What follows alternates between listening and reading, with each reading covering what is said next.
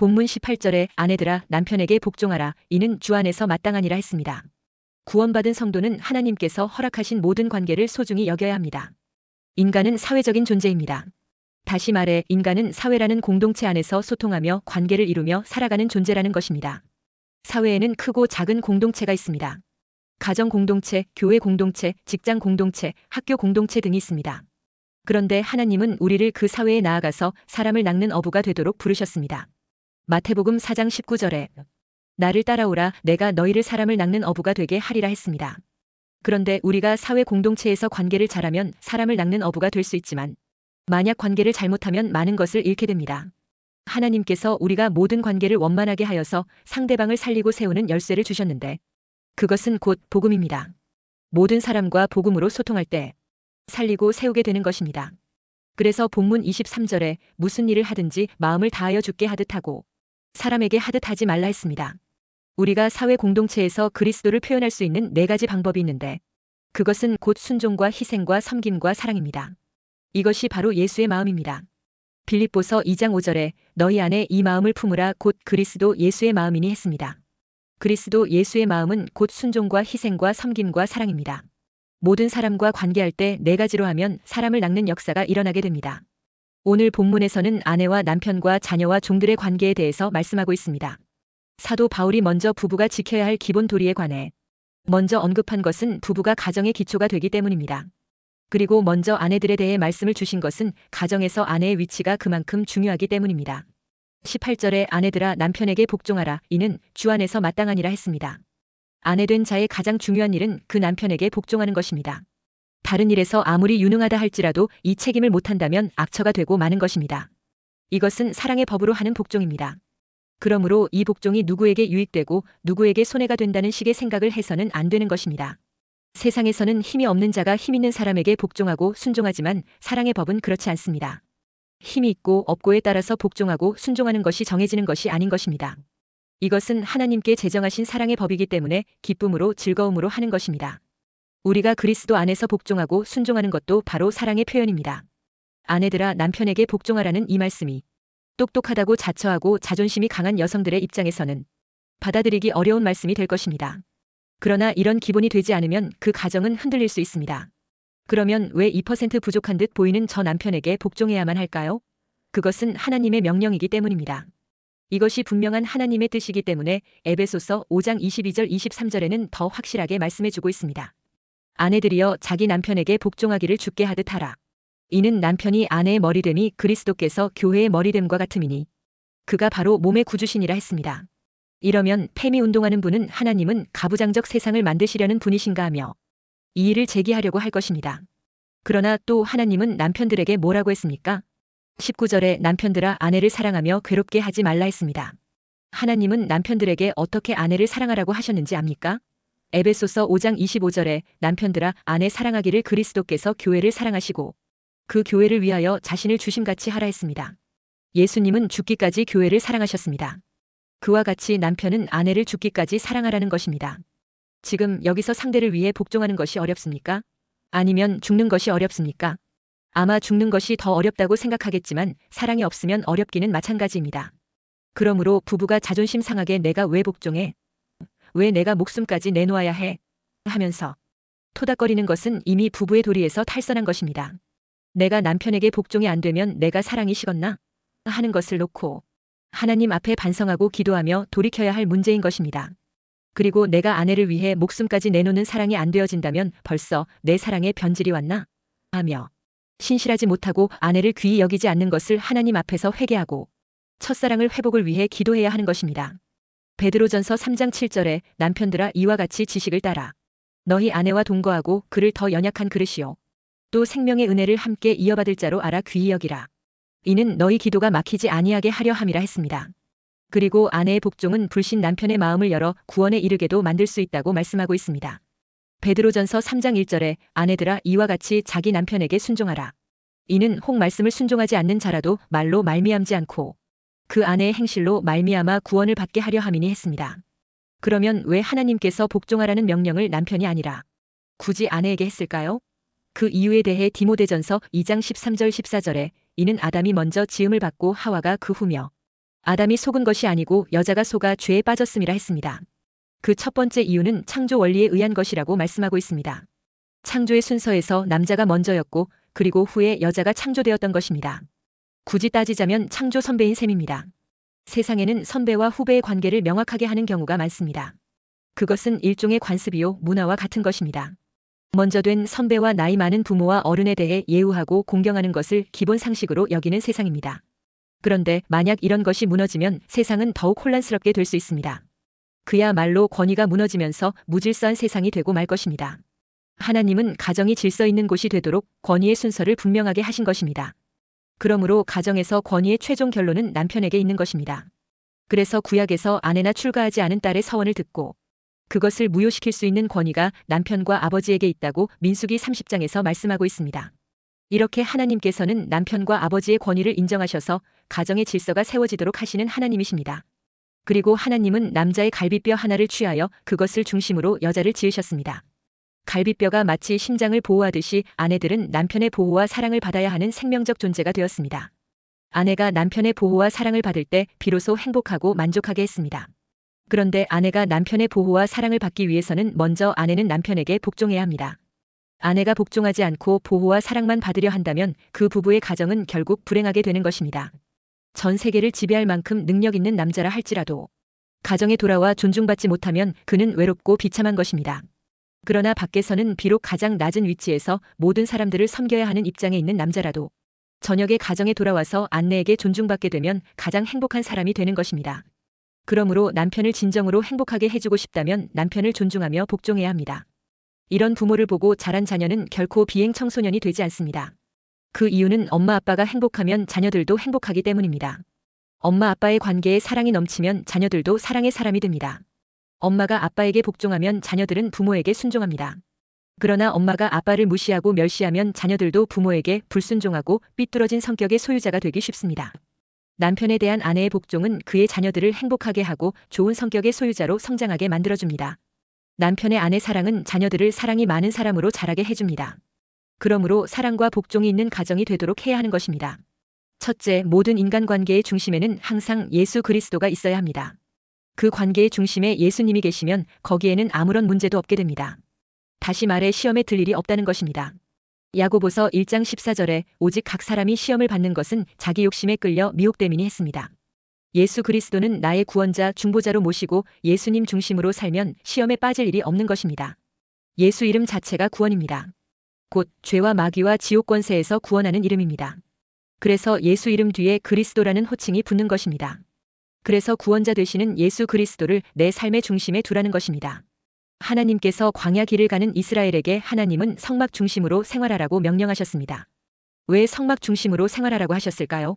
성막은 예수 그리스도를 예표하기 때문입니다. 그래서 성막이신 예수님 안에 교회 생활, 예배 생활의 원리가 숨겨져 있습니다.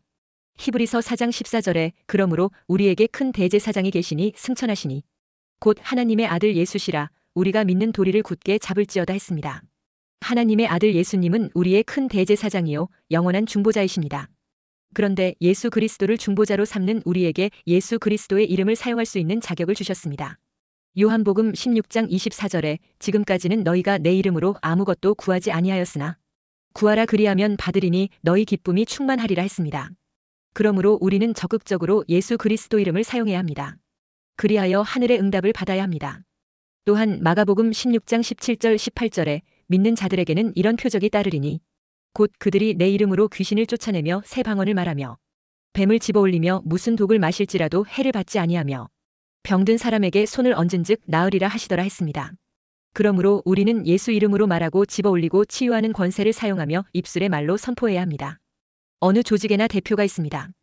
그와 같이 내 인생의 중심에는 예수님이 계셔야 하는 것입니다.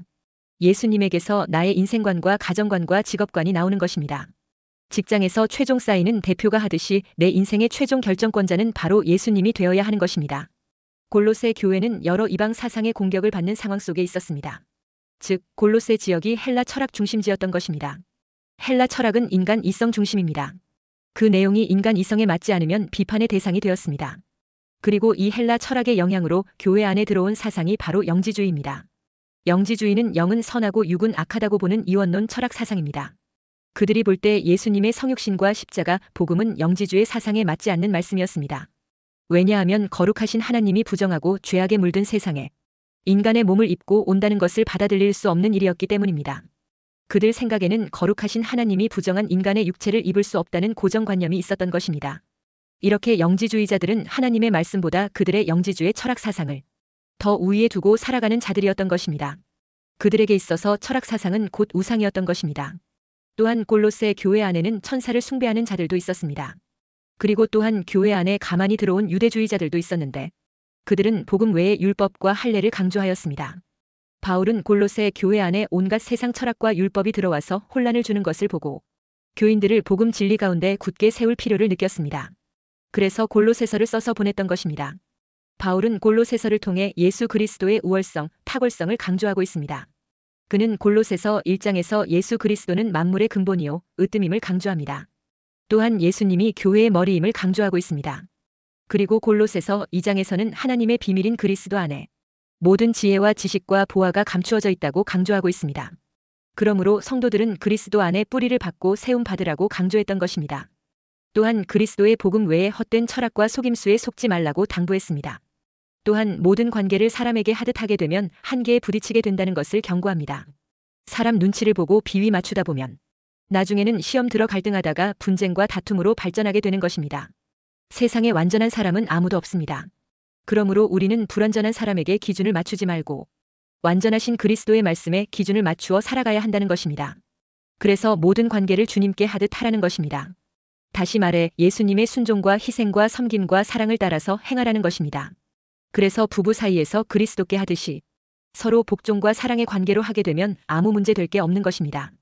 부모 자식 관계나 주인과 종업원의 관계도 주님의 말씀을 따라 사랑과 순종으로 하면 모든 것이 좋은 관계와 좋은 공동체가 되는 것입니다. 둘째, 성도는 어디서 무엇을 하든지 사람이나 일을 대할 때 주님께 하듯이 진실되게 최선을 다해야 합니다. 23절에 무슨 일을 하든지 마음을 다하여 주께 하듯 하고 사람에게 하듯 하지 말라 했습니다. 모든 관계의 방향을 살리고 치유하고 세우는 것에 두어야 합니다. 이것이 바로 복음 정신입니다. 복음은 있어도 복음 정신이 없는 자가 많습니다. 복음 정신이란 예수 그리스도의 심장을 가진 것을 말합니다. 빌립보서 1장 8절에 내가 예수 그리스도의 심장으로 너희 무리를 얼마나 사모하는지 하나님이 내 증인이시니라 했습니다. 심장은 모든 피가 모이는 곳이요 모든 지체에 피를 공급하는 곳입니다. 이 심장은 피를 순환시키는 펌프 역할을 합니다. 모든 관계를 복음의 심장으로 하라는 것입니다. 그러니까 부부관계, 부자관계, 주종관계를 살리고 치유하고 세우는데 방향 맞추라는 것입니다. 그러니까 복음의 심장으로 하라는 것입니다. 하나님은 우리에게 완전한 복음을 주셨습니다. 그래서 이 복음 안에서 모든 사람을 살리고 치유하고 세우라는 것입니다. 복음에는 생명과 능력이 있기 때문에 그것으로 그렇게 하라는 것입니다. 본문 23절에 무슨 일을 하든지 마음을 다하여 주께 하듯 하고 사람에게 하듯 하지 말라 했습니다. 우리가 신앙인으로 산다고 하는 것은 신앙이 우리의 삶의 기준이 된다는 것입니다.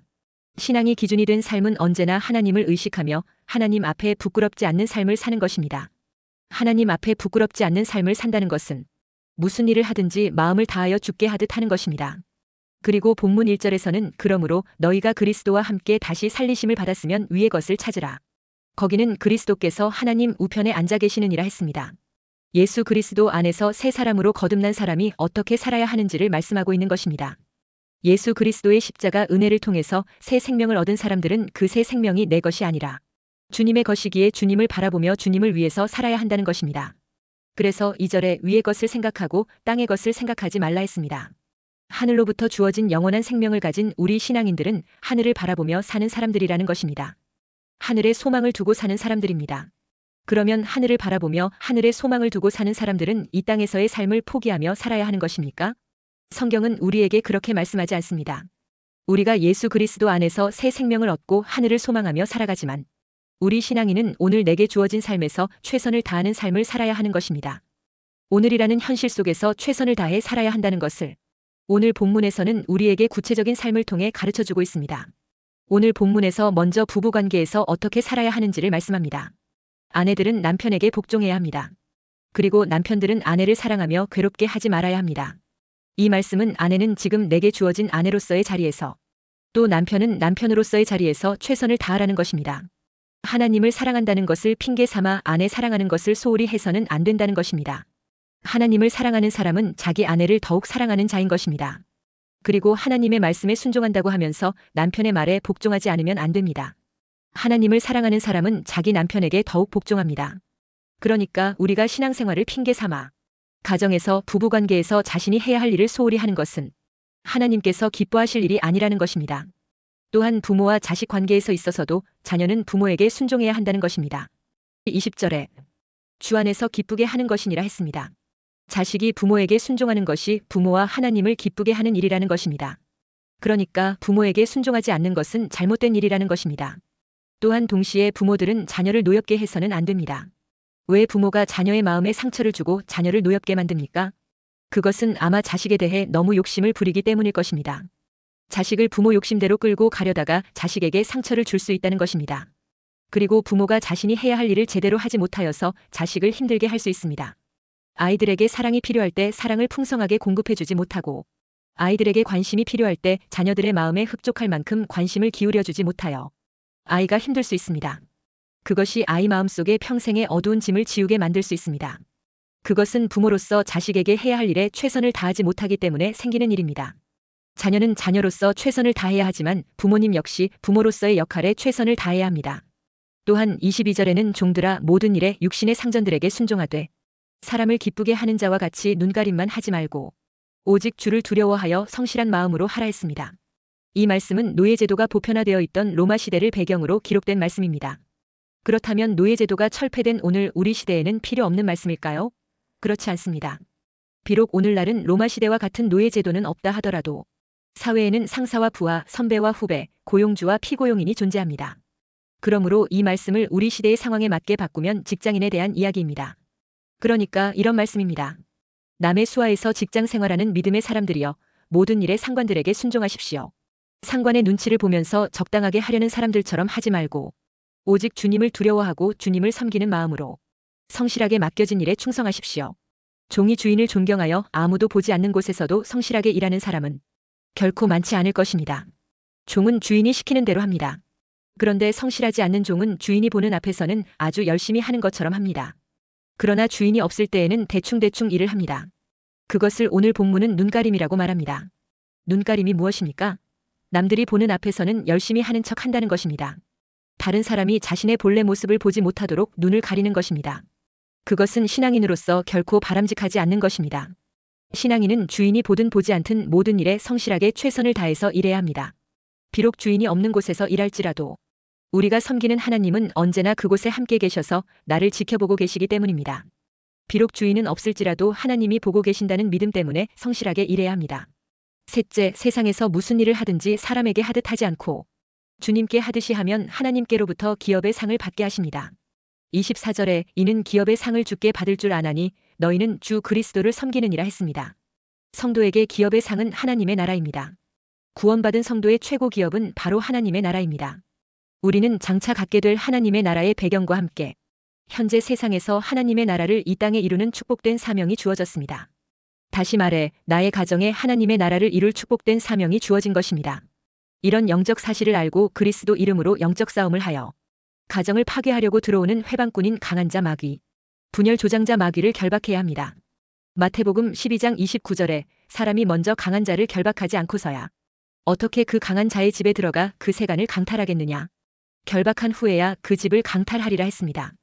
그러니까 가문을 통해 역사하는 사탄의 공격이 무너지고 하나님의 나라가 임하도록 성령을 힘입는 기도로 영적 싸움을 해서 승리해야 합니다. 그리고 나아가 직장에서도 하나님의 나라가 임하도록 기도해야 합니다. 여호와 하나님은 요셉을 위하여 보디발의 집과 소유의 복을 내리셨다고 했습니다. 성도는 모든 관계 속에 하나님의 나라가 임하기를 기도해야 합니다. 나의 발걸음에 사탄의 나라가 무너지고 하나님의 나라가 임하여 복음 역사가 확장될 때 예비하신 기업의 상이 주어지는 것입니다. 이렇게 구원받은 자에게 주신 하늘의 권세를 사용하여 기도하며 영적 싸움하여 하나님의 나라가 확장되도록 하면 하나님께서 가정과 자녀들에게 축복을 주십니다. 그리고 마귀 권세인 재앙과 어두움이 물러가고 빛의 경제를 회복하게 하십니다. 그리고 그 모든 것을 더하게 하시는 축복도 허락해 주시는 것입니다. 그래서 마태복음 6장 33절에 그런즉 너희는 먼저 그의 나라와 그의 의를 구하라. 그리하면 이 모든 것을 너희에게 더하시리라 했습니다. 하나님은 우리에게 가정과 일터를 주셨습니다. 그리고 그곳에서 각자의 위치에 합당한 역할과 자세를 가르쳐 주셨습니다. 우리가 만약 하나님이 가르쳐 주신 대로 살아간다면 일상에서 만나는 모든 관계 안에서 화평과 형통의 복을 경험하게 될 것입니다. 여기서 우리는 상대방에게 합당한 태도를 요구하기 전에 먼저 자신 스스로를 살피는 지혜를 가져야 합니다. 그리고 항상 하나님 앞에 서야 합니다. 그래서 25절에 불의를 행하는 자는 불의의 보응을 받으리니 주는 사람을 외모로 취하심이 없느니라 했습니다. 외모가 아니라 중심을 보시는 하나님 앞에서 칭찬과 인정을 받는 믿음의 사람으로 살게 되시기를 주의 이름으로 축원합니다.